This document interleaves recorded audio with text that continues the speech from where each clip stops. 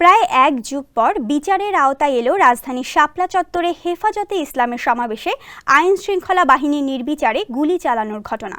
মামলার আবেদনে আসামি হিসেবে সাবেক প্রধানমন্ত্রী শেখ হাসিনা সহ ৩৪ জনের নাম উল্লেখ রয়েছে।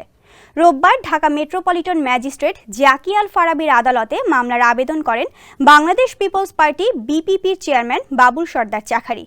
আদালত বাদীর জবানবন্দি গ্রহণ করেন এবং মতিঝিল থানার ভারপ্রাপ্ত কর্মকর্তাকে অভিযোগের বিষয়ে তদন্ত করে প্রতিবেদন দাখিলের নির্দেশ দেন। মামলার আসামিদের মধ্যে রয়েছেন প্রতিরক্ষা মন্ত্রণালয়ের সাবেক সামরিক উপদেষ্টা তারেক সিদ্দিকী, সাবেক স্বরাষ্ট্রমন্ত্রী আসাদুজ্জামান খান কামাল, সাবেক প্রধানমন্ত্রীর উপদেষ্টা সালমান এফ রহমান, ঢাকা দক্ষিণের মেয়র ফজলে নূর তাপস, সাবেক সংসদ সদস্য রাশেদ খান মেনন ও হাসানুল হক ইনু। যমুনা রেফ্রিজারেটর, খাবার ফ্রেশ তো লাইফ জম্পেশ।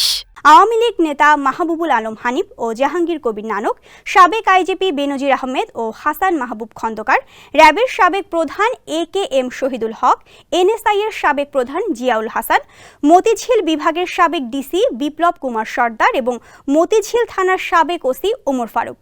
মামলার আবেদনে বলা হয়েছে, ধর্মীয় অবমাননা ও হযরত মুহাম্মদ সাল্লাল্লাহু আলাইহি সাল্লাম সম্পর্কে কটূক্তির প্রতিবাদে দেওয়া ১৩ দফা দাবি না মানায় ২০১৩ সালের ৫ই মে মতিঝিল শাপলা চত্বর এলাকায় অবস্থান নেন হেফাজতে ইসলামের নেতাকর্মীরা।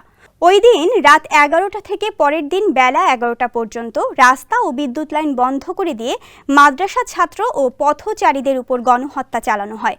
এরপর এসব লাশ সিটি কর্পোরেশনের গাড়িতে নিয়ে অজ্ঞাত স্থানে গুম করা হয়। এমনকি তখন নিহতদের স্বজনদের অভিযোগও নেয়নি কোনো থানা পুলিশ।